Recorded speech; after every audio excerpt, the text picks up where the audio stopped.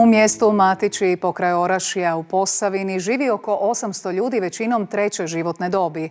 Unatoč tomu posebnu životnost mjestu daju športsko društvo Napredak, kviz znanja Enigmasters te udruga Matići u srcu. To mjesto i ljudi u njemu svojim nesebičnim zauzimanjem i gotovo svakodnevnim djelovanjem pokazuju koliko je važno pomagati potrebitima i olakšati život svakom čovjeku. Udruga građana Matići u srcu počela je djelovati prije nepune 3 godine. S obzirom na to da u mjestu živi većinom starije stanovništvo, pokazala se potreba za humanitarnim radom i pružanjem pomoći sumještanima. Udruga trenutačno ima više od 200 članova, koji uglavnom žive u inozemstvu, a djelovanje temelje na donacijama. Rad je isključivo humanitarnog karaktera i nas aktivno koji djeluje tu od 10 do 15. Normalno da nismo svi u mogućnosti prilikom svake akcije, ali nikad akcija ne prođe, nema bar 10-ak.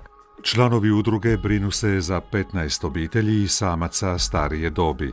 Svaki mjesec podijele im pakete s osnovnim namirnicama, no pomažu im i pri nabavi i cijepanju drva, prijevozu do zdravstvenih ustanova, rješavanju papirologije i sl.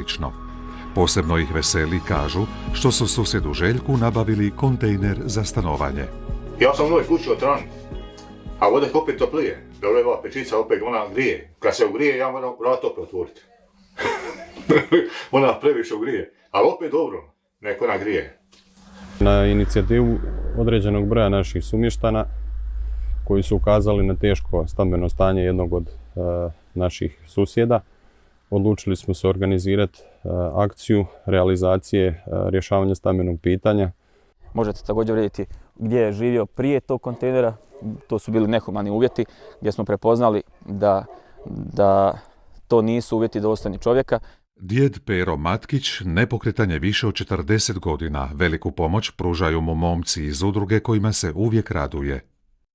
Oni su meni i okrečili od svog materijala cijelu kuću. I oprali oni i prozore i vrata i podove, oprali i drva unijeli u zgradu tamo, u štalu što sam imao pred kuće drva. I složili sve lijepo tamo da niste naplatili ništa. I kad bi imao neki paketića, donesu mi pa mi pomognu, kad treba nešto uraditi, isto rekli su mi da dođu, da ih pozovem tako.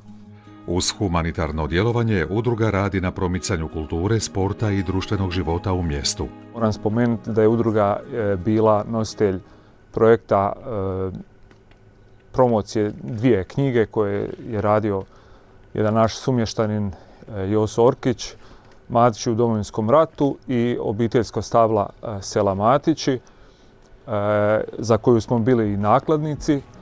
U Matićima pomažu jedni drugima kako najbolje znaju i umiju. Pokazuje to i nedavno održan kviz znanja, odnosno pub kviz, čiji je prihod usmjeren u humanitarne svrhe.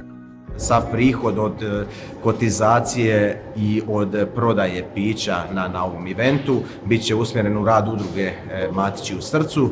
To je humanitarna udruga koja nije samo, koja se ne osvrće samo na selo Matići, nego koja djeluje na prostoru cijele općine Orašje, pa čak i drugih susjednih općina. Kad je, kažu, potrebno malo odricanja, dobre volje i želje da se stvari mijenjaju na bolje. Zbog toga su u Matićima ponosni na svoje male ljude koji zajedno čine velike stvari za to selo.